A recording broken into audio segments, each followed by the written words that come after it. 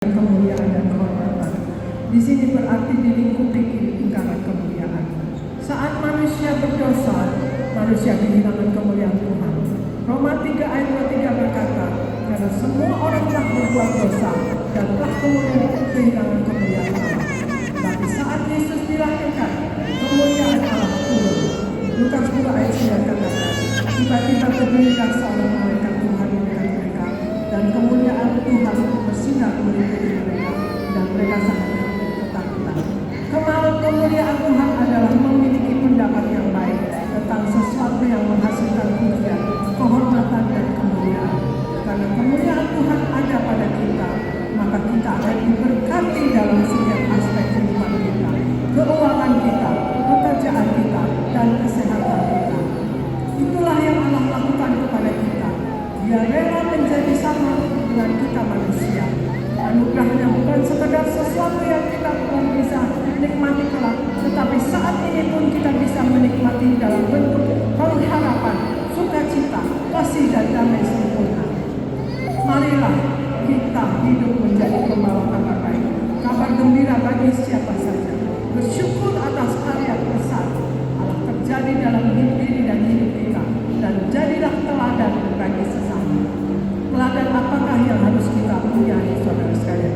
Satu, teladan yang harus kita punyai adalah teladan dalam kemurahan hati. Yesus katakan di Matius 5 ayat 7, berbahagialah orang yang murah hatinya, karena mereka akan beroleh kemurahan. Kemurahan berarti kebaikan, kelimpahan hati, kebaikan hati dan sifat kasih sayang, kedermawanan. Salah satu ciri orang yang ada Roh Kudus, dia akan memiliki kemurahan hati kepada orang lain, dan kemudian milikilah teladan dalam perbuatan baik. Yesus mengatakan di Matius 5 ayat 16, demikianlah hendaknya terangmu bercahaya di hadapan orang, supaya mereka melihat perbuatanmu yang baik dan memuliakan Bapamu yang di sorga. Yesus mengingatkan kita agar menjadi teladan bagi banyak orang, mana Tuhan menjadi dipermuliakan. Terang Tuhan yang ada pada diri kita hendaklah bisa dipancarkan sehingga bercahaya bagi banyak orang. Ingat bahwa banyak orang memperhatikan tingkah laku kita sebagai orang percaya.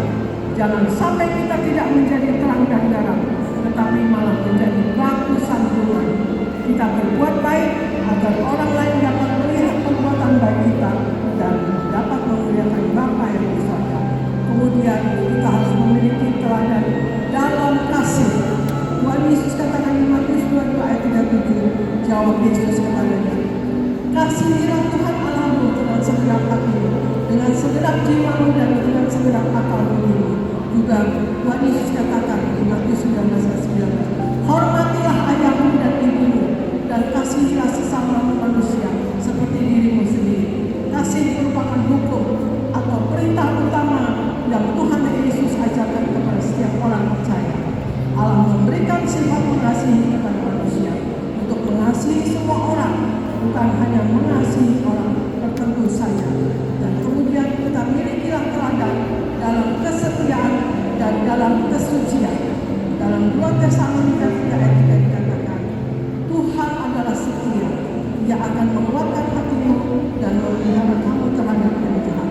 Juga di Amsal 22 ayat 11 dikatakan, orang yang mencintai kesucian hati dan yang manis bicaranya menjadi sahabat raja.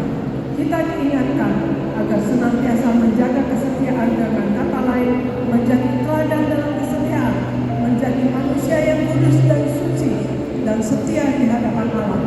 Kekudusan atau kesucian berarti bersih dari dosa, tidak bercela, dan bersih dari kemunafikan, dan bersih dari kejahatan. Hari ini Anda semua berdoa, sejenak Anda berdoa dan berbicara kepada Tuhan Yesus. Apa yang Anda mau katakan? Kalau ada dosa, minta ampun kepada Tuhan Yesus dan berjanji tidak mau berdosa lagi.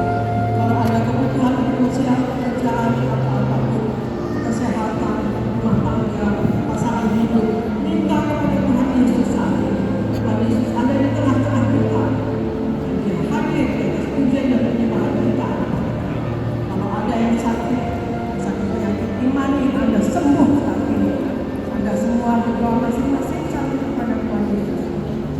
adalah semua berdoa.